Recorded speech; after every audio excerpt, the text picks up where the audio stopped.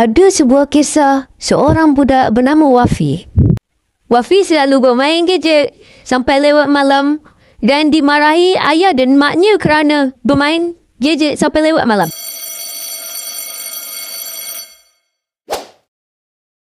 Ketika Wafi sampai di sekolah, dia belajar tentang cara untuk menjaga teknologi dengan baik dan untuk menggunanya dengan baik, dan sekarang dia telah menggunakannya dengan baik sekarang.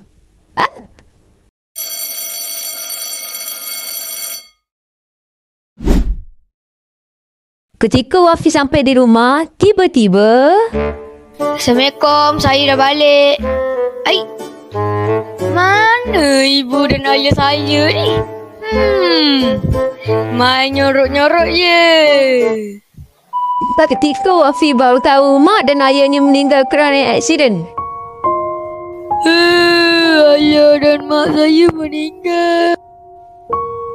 5 tahun kemudian, Wafi pun bercadang untuk belajar tentang hologram, robot, teknologi, ICT dan macam-macam lagi. Dan juga Wafi bercadang untuk memasuki pertandingan hologram dan dia memastikan dia nombor 1. 15 tahun kemudian, akhirnya aku dapat kerja di luar bandar. Minum kopi dululah. Akhirnya aku sampai juga di tempat kerja.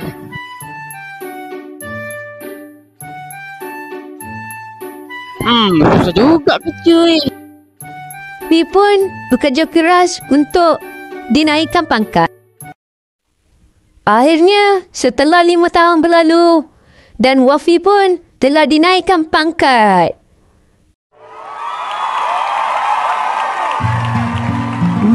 Dan 2 tahun kemudian, Wafi pun berkahwin dengan seorang perempuan bernama Hidayah. Duitnya Siti ni abang. Yelah sayang. Dan sekarang, Wafi dan Hidayah pun hidup sama-sama bergembira. Makan sama-sama, breakfast sama-sama, podcast bersama, misalkan bersama.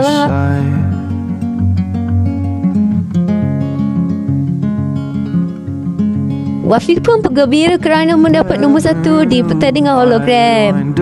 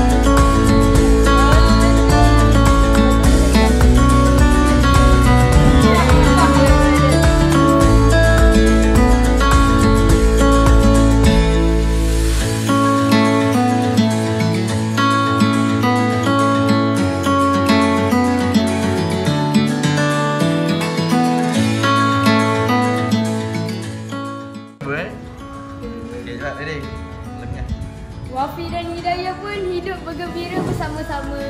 Breakfast sama-sama, makan tengah hari pun sama-sama.